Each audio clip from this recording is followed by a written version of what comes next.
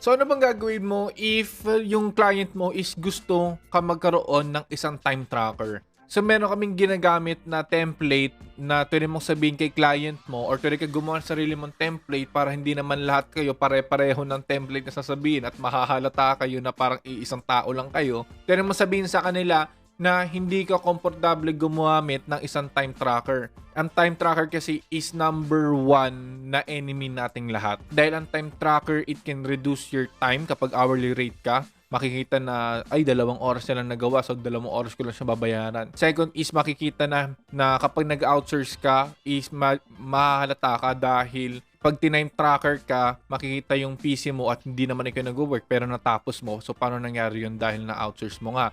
And pangatlo is yung time tracker is masyado siyang delikado for privacy reason dahil may mga possibility na ma-hack ka, may possibility na makita yung mga password mo, at marami pang etc. So yung number one na sinasabi ko sa aking kliyente kapag gusto nila akong i-hire at ayaw ko ng time tracker, ang lagi ko sinasabi sa kanila is I'm not 100% confident of using time tracker because parang sabihin niyo na parang meron nangyari dati na you use time tracker but someone is accessing my Google account na meron nag-notify sa'yo na meron nag-access and etc. na ina-access yung Google Pay mo na meron kasi na-connect na mga credentials or mga private na mga photos at mga private na mga information doon sa Google mo or etc.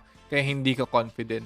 Pwede mo naman sabihin sa kanya na pero don't worry about managing my time because I'm highly experienced at sinabi mo na hindi ka naman binigyan or hindi naman kayo nakipag-work sa past clients mo na may time tracker din dahil alam nila na magaling ka talaga na isang kung ano yung services na ino-offer mo. So, yun yung lagi ko sinasabi na I'm not comfortable or hindi ako sanay na gumamit ng time tracker at pag sinabi nila, okay, sure, you're fired, wala na magagawa doon, ganun talaga. Pero meron ako mga estudyante na ang ginagawa nila, binibigyan nila yung time tracker doon sa mismong empleyado nila. So, pwede na naman yun, posible naman yun, pero hindi ko pa na-experience yung magbigay ng time tracker sa iba. So, you can ask your another students or pwede ka mag-ask sa MSB community kung paano mo ilulusutan yun nang hindi ka mag-no sa client. Pwede naman yun.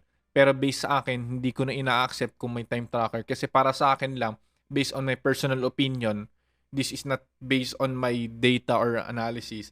Based lang sa feeling ko, my gut feeling, is kaya para sa akin yung mga nagka-time tracker ng mga clients is mga stricto, mga bossy, mga ayaw ko makipag-work sa kanila dahil ayaw ko ng mga ganong work environment. So, depende yan sa'yo if gusto mo. Pero based lang sa akin, sa personal opinion ko is ayaw ko talaga ng time tracker dahil pag yung client may time tracker, masyado silang naglo-lowball na sa mga freelancer o sa mga empleyado na katulad natin na nag-work sa kanila na ina-outsource din natin.